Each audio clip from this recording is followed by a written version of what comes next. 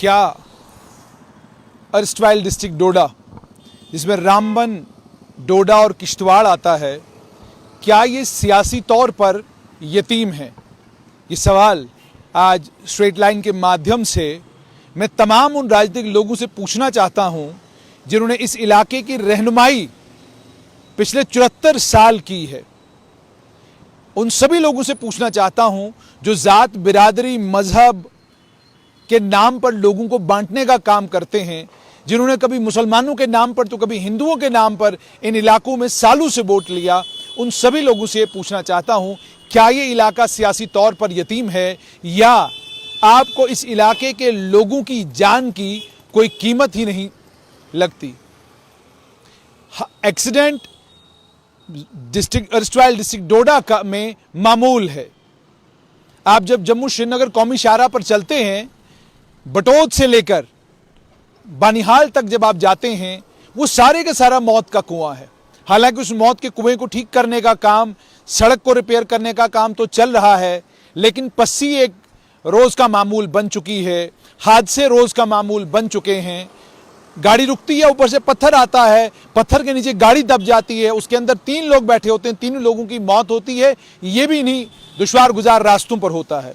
21वीं सदी में हैं हम। 7 साल भारतीय जनता पार्टी की एनडीए सरकार को इस देश में हो चुके हैं। 7 साल में बहुत कुछ बदला है, इंफ्रास्ट्रक्चर के नाम पे बहुत कुछ हो रहा है, लेकिन अर्स्टवाइल डिस्ट्रिक्ट डोडा में आज भी हालात ये हैं कि आज उस इलाके में अभी तक 11 लोगों की मौत हो चुकी है। 14 लोग और जो है शदीद जख्मी हैं। इनमें से कई ऐसे होंगे जो सालों तक अब कोई काम नहीं कर पाएंगे, जो सालों तक अब अपने घर को नहीं चला पाएंगे, जो सालों तक अब माजूर होकर रह जाएंगे। कई लोग इनमें से ऐसे होंगे जो इस हादसे का शिकार हुए हैं, लेकिन कौन पूछता है, किसको खबर है? मैं आज पूरे दिन देख रहा था ट्रेंडिंग में क्या है। मैं आज पूरे दिन देख रहा था लोग देखना क्या चाहते हैं। कोई तमाशा दिखा दो, लोग देखना चाहते हैं, लेकिन एक इलाके में 11 लोगों की मौत हुई है। एक इलाके में एक भयानक एक्सीडेंट हुआ है, उस भयानक एक्सीडेंट में 11 लोगों की मौत हुई है, और उस सिर्फ मौत ही नहीं, 14 लोग जख्मी हैं, और उनमें से 7 लोगों को government medical college Jammu shift करना पड़ा, जबकि डोडा में एक नाम नेहाद गवर्नमेंट मेडिकल कॉलेज डोडा भी है। कहा मुझे सुपरिंटेंडेंट गवर्नमेंट मेडिकल कॉलेज डोडा ने कि जनाब, इलाज मुआवजे के लिए और ज्यादा बेहतर सहूलियात के लिए हम 7 पेशेंटों को जीएमसी डोडा से जम्मू रेफर कर रहे हैं।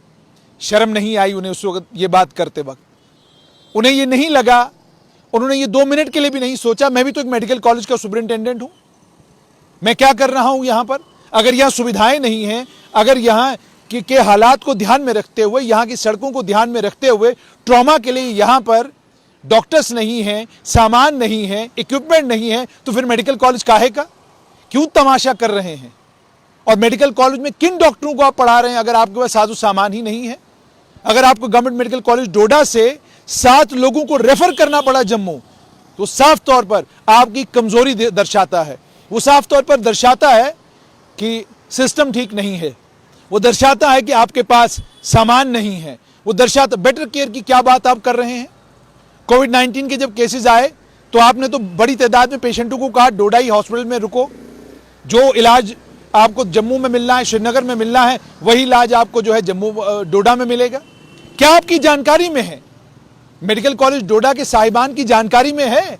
एक बड़ी तादाद में लोग मेडिकल कॉलेज डोडा की से निकलते हैं और कश्मीर पहुंच जाते हैं, स्किम्स सवरा में पहुंच जाते हैं, जीएमसी श्रीनगर में पहुंच जाते हैं, गवर्नमेंट मेडिकल कॉलेज जम्मू आ जाते हैं, सुपर स्पेशलिटी हॉस्पिटल जम्मू आते हैं, सुपर स्पेशलिटी हॉस्पिटल कश्मीर जाते हैं। जा क्यों रहे हैं? कर क्या रहे हैं आप वहां पर? और उसके बाद, जैसे मैंने पहले ही कहा, सियासी तौर पर एक इलाका तब यतीम होता है जब एक इलाके के लीडर अपनी लीडरी चमकाने के लिए, अपना वजूद बचाने के लिए, अपनी सियासी जमीन को पक्का करने के लिए सिवाय सियासत के और कुछ न करें।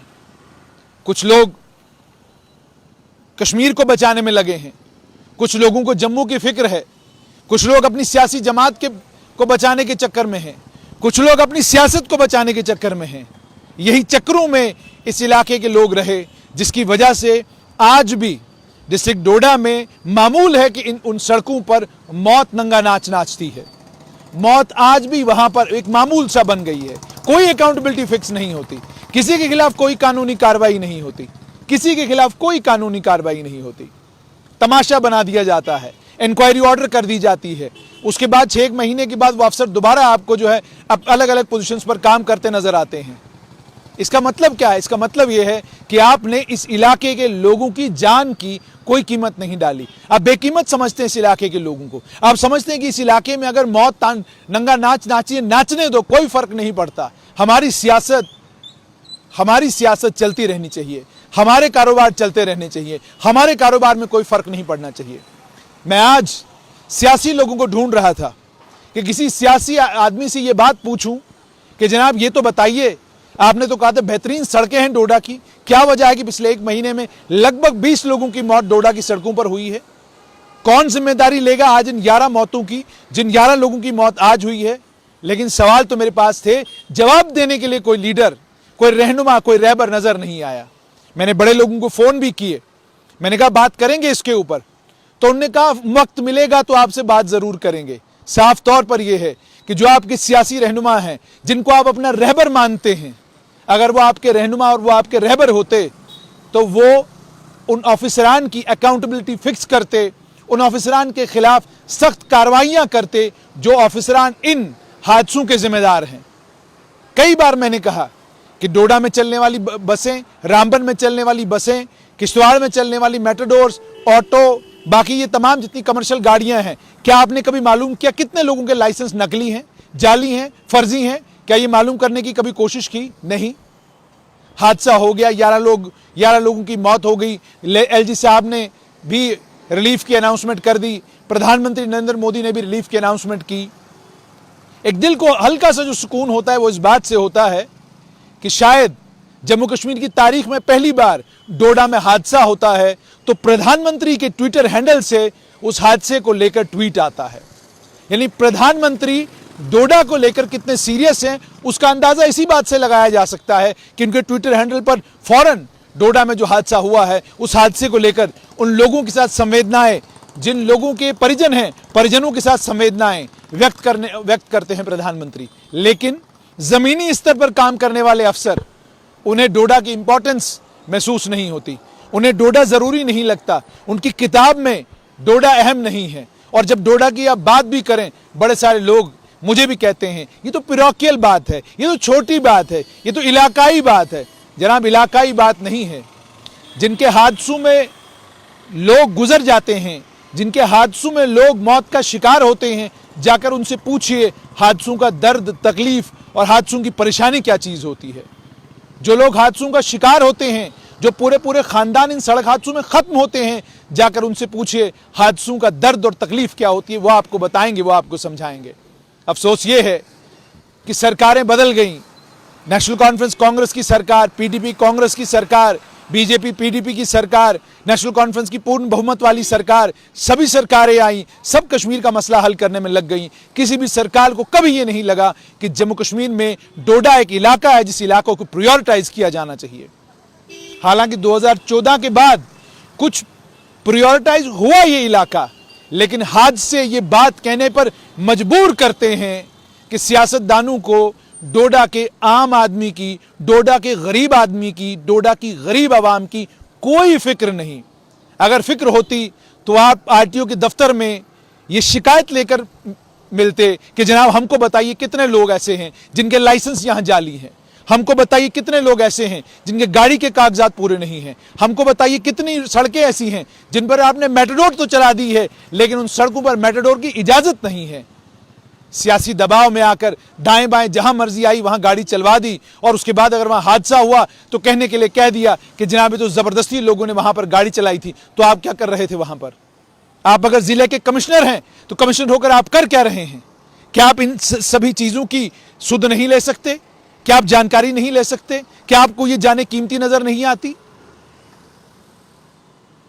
बड़ा अजीब लगता है, बड़ा अजीब लगता है। आज डोडा के, राजौरी पुंछ के सियासतदानों को एक बात की मुबारकबाद कि पहाड़ियों का मसला हुआ तो पहाड़ी इकट्ठे होकर प्राइम मिनिस्टर नरेंद्र मोदी से, प्रधानमंत्री नरेंद्र मोदी से मिलने के लिए चले गए। गुज्जरों का मसला आया, गुज्जर समुदाय के लोग, गुज्जर समुदाय के सारे लीडर पार्टियां छोड़कर प्राइम मिनिस्टर नरेंद्र मोदी के दरवाजे पर उन लोगों ने दस्तक दी और अपने मसले मसाइल, अपनी परेशानियां उनके सामने रखी। मगर एक इलाका है डोडा, मैंने तभी कहा कि सियासी तौर पर यतीम है।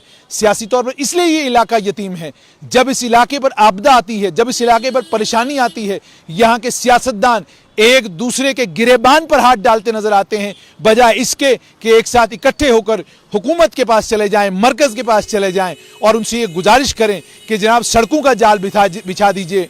आपने ट्रॉमा हॉस्पिटल्स वहां बनवाने थे, आपने इमरजेंसी हॉस्पिटल्स वहां बनवाने थे, वो क्यों नहीं बने? ये सारी बातें प्राइम मिनिस्टर तक ले जाएं, ये सारी बातें होम मिनिस्टर तक एक साथ ले जाएं, मगर करें क्या? सियासी टूट ऐसी है, सियासी लड़ाई ऐसी है, लड़ाई सारी इख्तिदार की है। और इख्तिदार के अलावा अगर ये लड़ाई आम लोगों के लिए होती, डोडा के अवामुन्नास के लिए होती, रामबन वालों के लिए होती, रामबन के पहाड़ों पर रहने वाले लोगों के लिए होती, किश्तवाड़ के आम आदमी के लिए होती, मड़वा वाड़वन दक्षिण के इलाकों के लिए होती, अगर ये लड़ाइयाँ इन इलाकों के लिए होती, तो यकीन जानिए जम्मू कश्मीर के डोडा, इस रस्टाइल डिस्ट्रिक्ट डोडा के तमाम नेता, रामबन, डोडा, किश्तवाड़ के सभी पार्टियों के नेता एक प्लेटफॉर्म पर आते और प्राइम मिनिस्टर के पास जाते और उससे कहते कि कुछ तो चारा कीजिए इस पूरे इलाके का, किसी की तो अकाउंटेबिलिटी फिक्स करिए, बीआरओ से पूछिए आप क्या कर रहे हैं, एनएचआईडीएल से पूछिए आप क्या कर रहे हैं, एनएचएआई से पूछिए आप क्या कर रहे हैं। अगर बीआरओ से रोड नहीं संभलती तो national highway authority of India के हवाले कर दीजिए,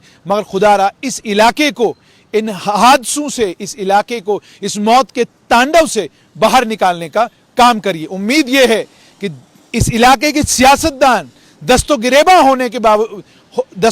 होने की बजाय एक दूसरे के साथ हाथों में हाथ डालकर मरकज के पास जाएंगे और मरकज से इस परेशानी का हल तलब करेंगे।